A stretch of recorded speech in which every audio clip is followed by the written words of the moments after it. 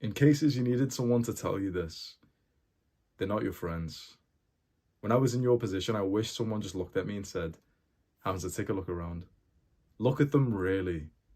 Look at their interests and hobbies compared to yours. Because I went through my entire years at high school with the same group of guys around me who I considered my best friends. You know, every single day we'd talk and we'd even laugh. We'd even have like good times in school. You know, oftentimes they'd come into school in the morning and they'd be telling stories of like the stuff they had all done last night. Like they had all made plans without me and like, you know, slept around each other's houses and stuff. I wasn't invited.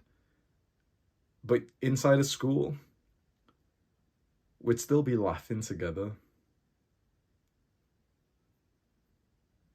But things started to separate when I actually got onto self-improvements. And especially when I started to go to the gym, and they bullied me for it. And I bet you can relate to this.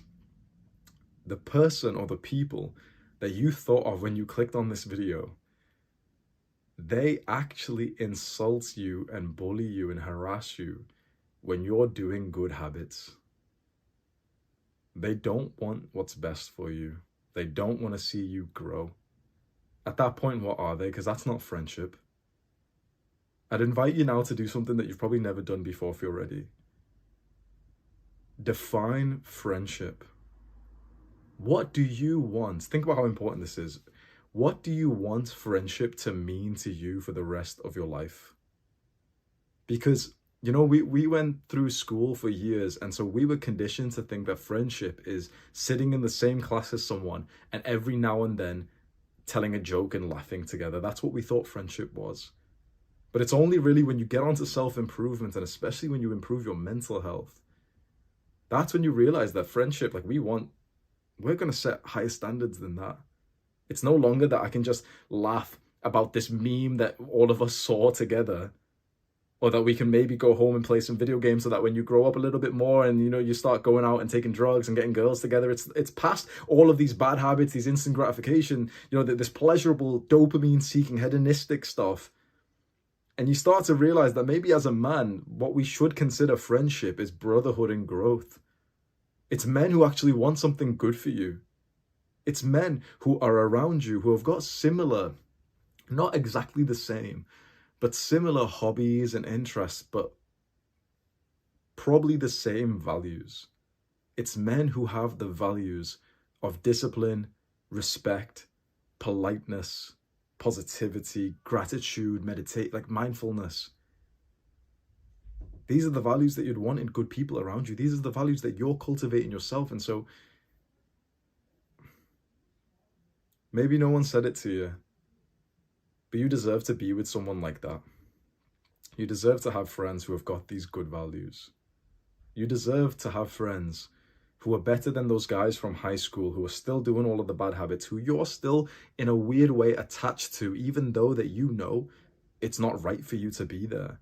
Because it's hard to detach away, isn't it? It's hard to consider thinking to leave this environment. It's hard to think how you would even go about it. It feels so awkward because, you know, not only does it feel awkward of what they would say, for some reason we stay stuck in these situations in relationships that aren't good for us because there's something, you know, primal inside of us, isn't there? There's, you know, it's like evolution, that if you imagine like cavemen, how many cavemen would have left their tribes? Probably not that many, because it would have symbolized death. You don't leave your tribe because you usually would die if that happened. To, you know, the lone wolf is a myth. There are no lone wolves because they all die off.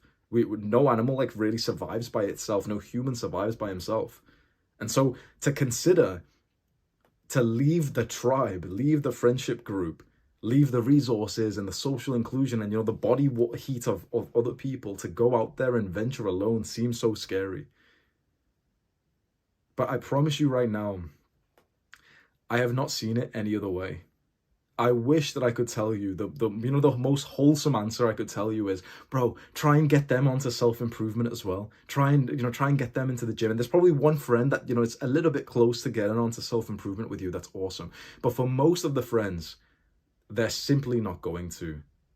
I hope that you can kind of trust in my expertise here, being like, you know, the self-improvement guy for a lot of like young men who have watched my videos. Trust me when I say I've tried to get thousands or at least hundreds of guys to get their friends onto self-improvement, and it usually never works.